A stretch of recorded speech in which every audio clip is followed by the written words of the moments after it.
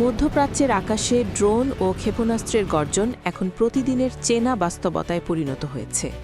গত এক সপ্তাহ ধরে চলা অপারেশন এপিক ফিউরি আর অপারেশন রোয়ারিং লায়নের তীব্র আঘাতে তেহরান বিধ্বস্ত হয়েছে বলে দাবি করছে ওয়াশিংটন। ঠিক সেই মুহূর্তেই পাশার দান উল্টে দেওয়ার ঘোষণা দিল ইরান।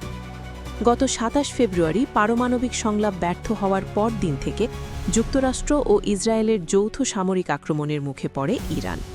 ঠিক এই অগ্নিগর্ভ পরিস্থিতিতে ইরানের বিপ্লবী গার্ড বাহিনী আইআরজিসি থেকে এলো এক চাঞ্চল্যকর বার্তা। যুদ্ধের বর্তমান তীব্রতা অব্যাহত রেখে আরও অন্তত ৬ মাস লড়াই চালিয়ে যাওয়ার মতো পর্যাপ্ত রসদ ও জনবল তাদের রয়েছে বলে জানিয়েছেন আইআরজিসির মুখপাত্র ব্রিগেডিয়ার জেনারেল আলী মোহাম্মদ নাঈ। ইরানের আধা সরকারি বার্তা সংস্থা ফার্স নিউজকে দেওয়া এক সাক্ষাৎকারে তিনি জানান, চলমান গতিতেই সামরিক অভিযান অব্যাহত রাখতে তাদের বাহিনী সম্পূর্ণ প্রস্তুত।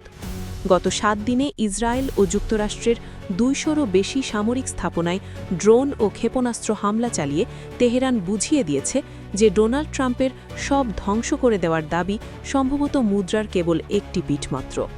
যেখানে ট্রাম্প দাবি করেছেন তিনি অশুভ সাম্রাজ্য গুড়িয়ে দিয়েছেন, সেখানে একের পর এক সামরিক স্থাপনায় সফল হামলার দাবি করে ইরান যেন তার বিজয়ের দাবিকে সরাসরি চ্যালেঞ্জ ছুড়ে দিল। মূলত ৬ থেকে ২৭ ফেব্রুয়ারি পর্যন্ত তেহরান ও ওয়াশিংটনের মধ্যে পারমাণবিক কর্মসূচি নিয়ে ধারাবাহিক আলোচনা চলে। তবে কোনো সমঝোতায় না পৌঁছেই সেই সংলাপ পরিসমাপ্তি ঘটে। চুক্তিবিহীনভাবে পারমাণবিক আলোচনা ভেঙে যাওয়ার পরপরই যুক্তরাষ্ট্র অপারেশন এপিক ফিউরি এবং ইসরায়েল অপারেশন রোয়ারিং লায়ন নামে ইরানের বিরুদ্ধে সামরিক অভিযান শুরু করে। পাল্টা জবাবে ইরানও তার ড্রোন ও ক্ষেপণাস্ত্রের বিশাল ভাণ্ডার উন্মুক্ত করে দিয়েছে।